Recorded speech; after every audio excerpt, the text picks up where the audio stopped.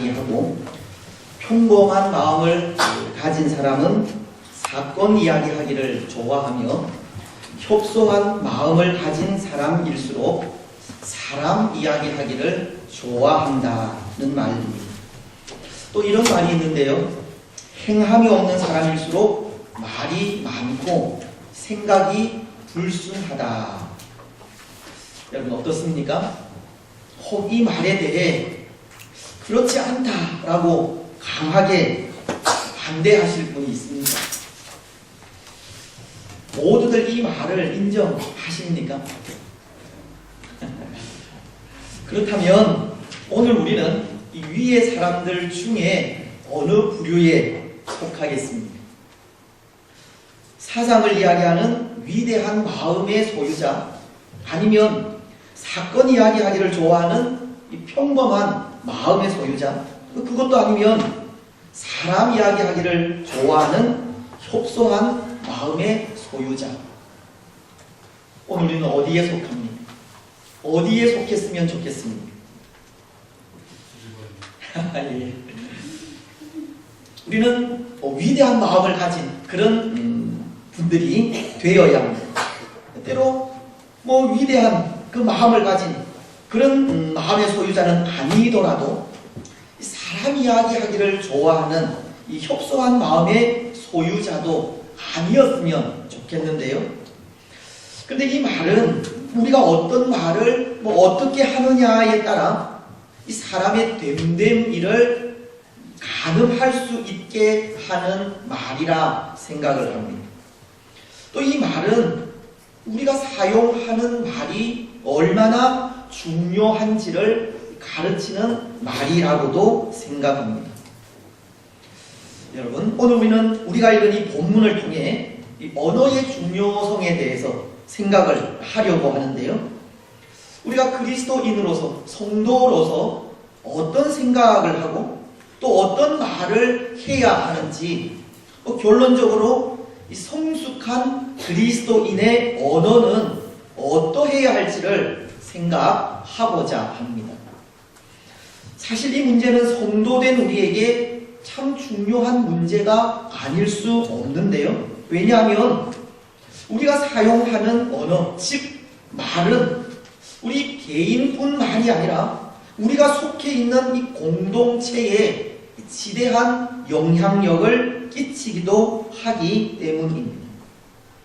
우리가 어떤 생각을 하고 어떤 말을 하며 어떤 행동을 하느냐에 따라 그 사람이 이 성숙한 그리스도인인지 또 그 공동체가 성숙한 공동체인지를 알 수 있게 된다는 겁니다.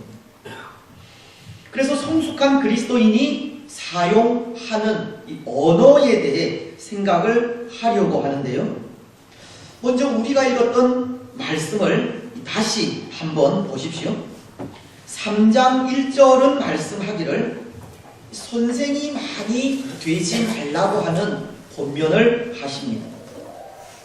내 형제들아, 너희는 선생된 우리가 더 큰 심판을 받을 줄 알고 선생이 많이 되지 말라. 이 선생이 많이 되지 말라고 하는 것은 선생된 자에게는 더 큰 심판이 있기 때문이라는 것인데요. 여기 선생이라고 하면 가르치는 자, 즉 교사를 이야기하지 않겠습니까? 당시 성경을 가르치는 교사를 의미합니다. 그런데 선생된 자에게 더 큰 심판이 있기 때문에 선생이 많이 되지 말라는 것은 말씀을 가르쳐야 하는 사람으로서 소양과 자질이 부족하다면 결코 선생이 되지 말라고 하는 그런 뜻으로 가르치는 자에게 이 실수는 말에 의해서이고 이 말로 인한 실수는 심판으로 이어지기 때문이 아닌가 생각을 합니다. 가르치는 자로서 제대로 된 배움과 자질이 없다면 그 가르침은 당연히 잘못과 실수가 많을 수밖에 없다는 겁니다. 오늘 2절 말씀에도 우리가 다 실수가 많으니 만일 말에 실수가 없는 자라면 곧 온전한 사람이라 능히 온 몸도 굴레 씌우리라. 선생된 자에게 최대의 실수는 말입니다. 그래서 말의 실수로 인해 심판받을 것을 생각하면서 되도록이면 선생이 많이 되지 말라고 하는 것이 오늘 바울의 권면입니다. 그런데 여러분, 이 말씀을 좀 달리, 좀 다르게 생각을 하면 이 말씀은 오늘 우리가 사용하는 그 말 하나하나를 생각하면서 하라고 하는 뜻입니다.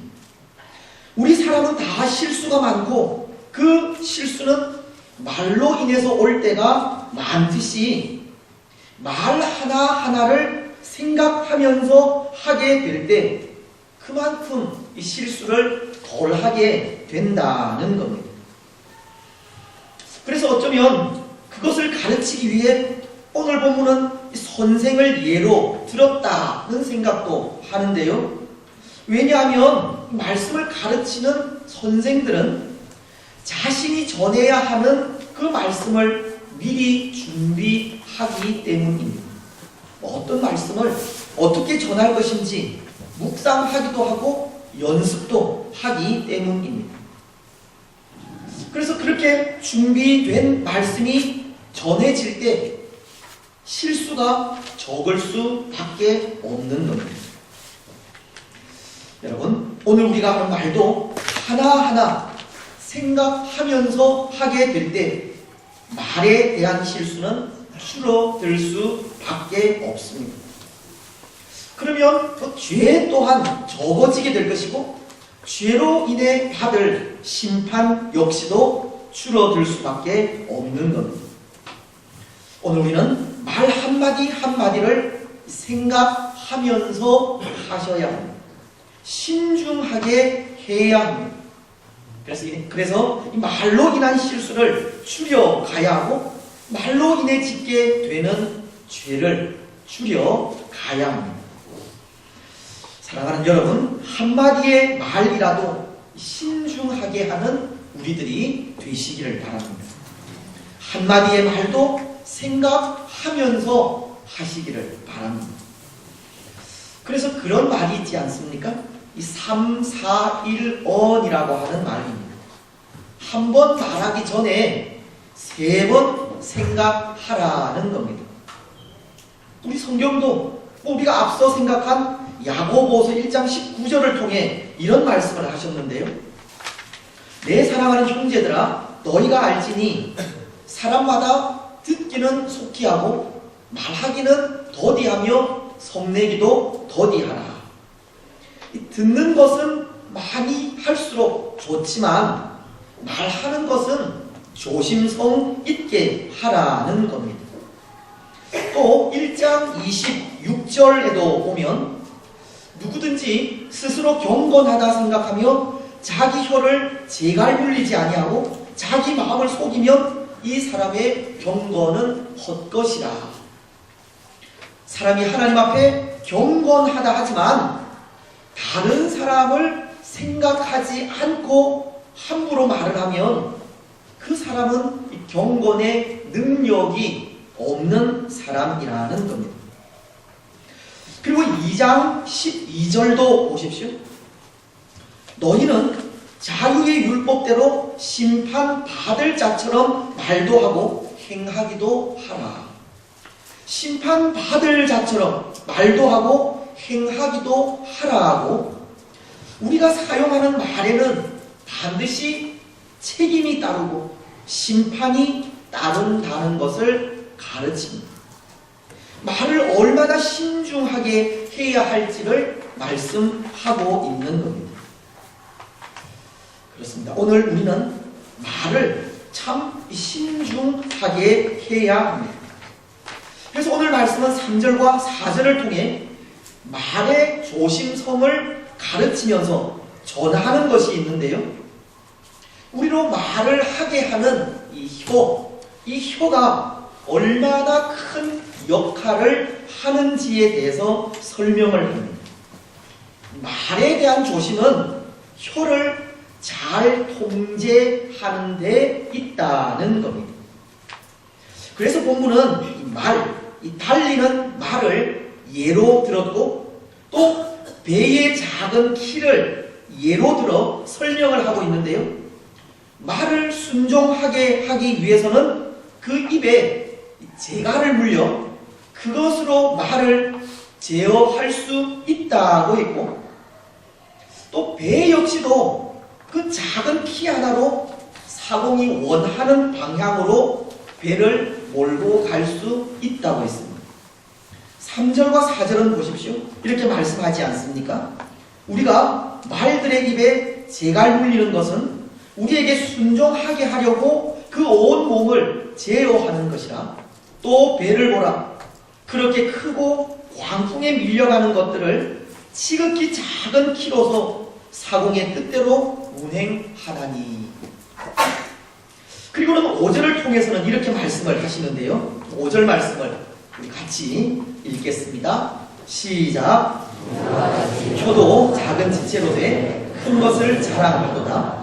보라, 얼마나 작은 불이 얼마나 많은 불을 태우는가. 말에게는 재갈이, 배에는 키가 역할을 하듯이 말을 하게 하는 혀도 작은 것이지만 그것을 어떻게 통제하느냐에 따라서 득이 될 수도 있고 화를 불러올 수 있다고 말씀을 하면서 혀를 잘 통제해야 할 것을 말씀하고 있는 겁니다. 특히 말씀은 작은 불이 많은 불을 태우게 된다고 이 혀를 통제하지 못할 때 엄청난 폐해가 생길 수 있다는 것을 말씀을 하고 있습니다. 이 통제하지 못한 혀는 마치 이 엎질러진 물을 다시 담을 수 없듯이 이 돌이킬 수 없는 상태에까지 이르게 한다는 겁니다. 그래서 오늘 6절로 8절 말씀도 이 혀에 대한 그 해악을 이렇게 말씀을 하고 있습니다. 혀는 곧 불이요, 불의의 세계라. 혀는 우리 지체 중에서 온 몸을 더럽히고 삶의 수레바퀴를 불사르나니 그 사르는 것이 지옥불에서 나느니라. 여러 종류의 짐승과 새와 벌레와 바다의 생물은 다 길들일 수 있고 길들여 왔거니와 혀는 능히 길들일 사람이 없나니 쉬지 아니하는 악이요 죽이는 독이 가득한 것이라. 혀가 가진 그 파괴력, 그 파괴의 능력에 대해 가르쳐주는 것이 지옥에서 나는 불과 같다고 했고 또 독이라고까지 했습니다. 먼저 불이라는 것을 생각해 보십시오. 불이 가진 그 힘을 생각해 보십시오. 타오르는 불길이 번질 때 그것을 다스리기란 결코 쉽지 않습니다. 이 불에는 다른 것을 자기에게로 끌어오는 힘이 있기 때문에 아주 작은 불이라도 자칫 방심하게 되면 순식간에 큰 불로 변하게 됩니다. 한순간에 모든 것을 남김없이 태워버리는 것이 불이라는 겁니다.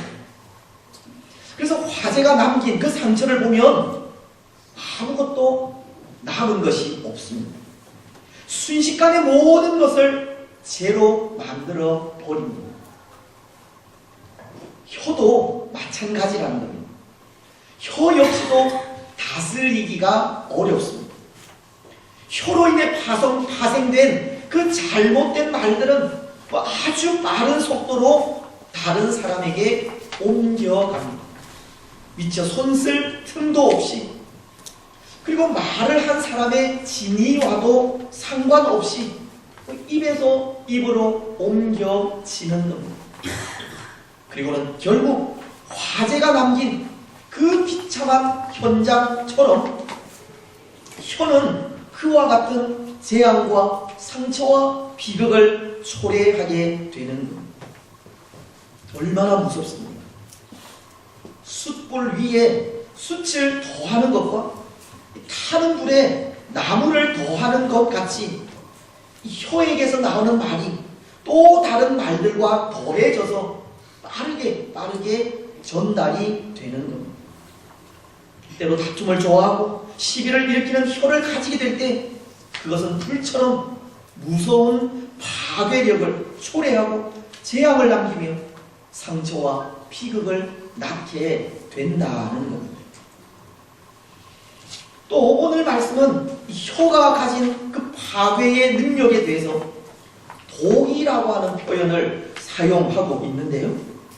독이라는 것도 그렇습니다. 아마 여기서 말하는 이 독은 치사율이 높은, 그래서 단번에 목숨을 앗아가는 그런 독을 말하는 것 같지는 않고 서서히 목숨을 앗아가는 그런 독이 아닐까 생각을 하는데요. 오늘 말씀이 쉬지 아니하는 악이라고 했듯이 우리의 혀를 잘못 사용하면 그것은 서서히 목숨을 앗아가는 독이 된다는 겁니다. 어느 식물연구소에서 그런 연구를 했다고 하지 않습니까?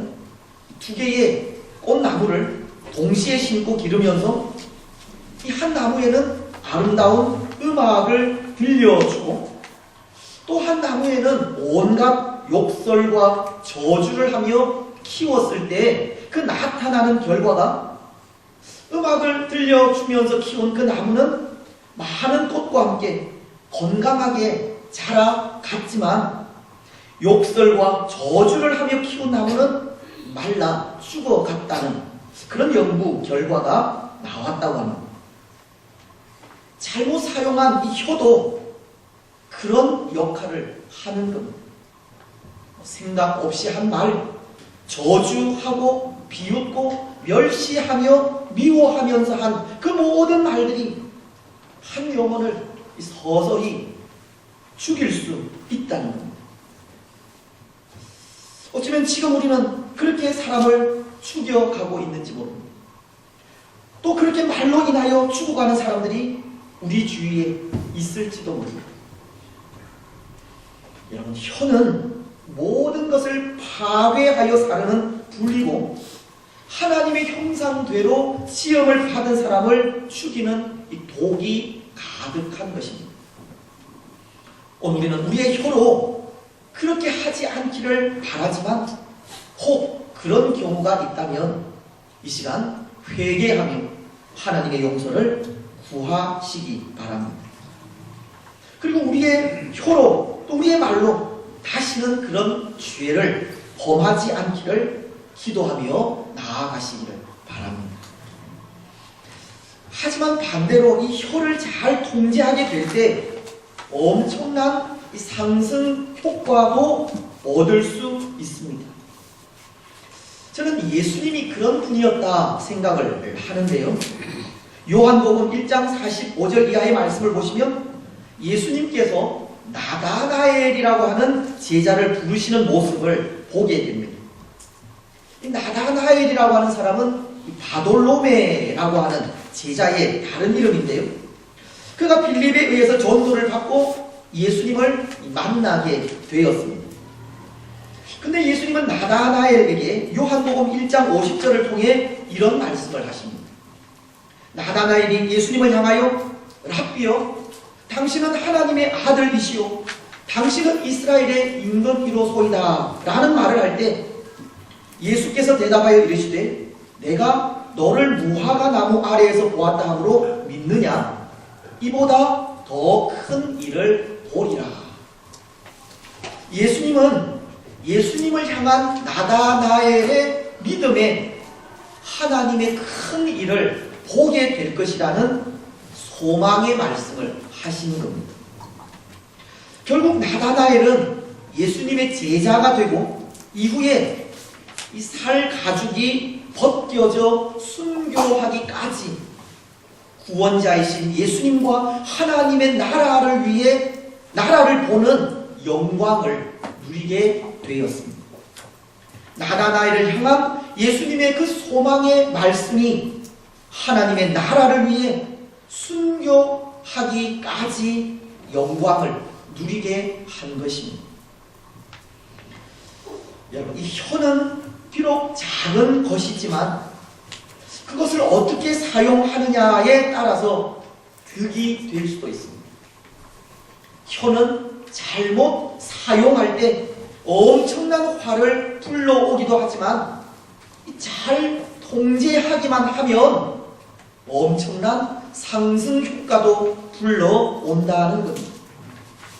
그래서 오늘 말씀은 그렇게 화를 불러올 수도 있고 상승 효과도 불러올 수 있는 그 혀를 통제하기를 제갈에 의해 말이 제어가 되고 키에 의해서 배가 조종되듯이 혀도 그렇게 통제하고 조종하라고 가르치고 있는 겁니다. 여러분, 그렇다면 우리는 어떻게 이 혀를 통제하고 조종하며 다스릴 수 있겠습니까? 오늘 8절 말씀은 혀는 능히 길들일 사람이 없다라고 말씀을 하고 있는데요. 그렇게 길들일 수 없는 이 혀, 많은 해악을 일으키는 혀를 어떻게 다스려야 하겠습니까? 9절과 10절을 보시면 이런 말씀을 하십니다. 이것으로 우리가 주 아버지를 찬송하고 또 이것으로 하나님의 형상대로 지음을 받은 사람을 저주하나니 한 입으로 찬송과 저주가 나오는도다. 내 형제들아, 이것이 마땅하지 아니하니라. 또 11절은 이렇게 말씀을 하시는데요.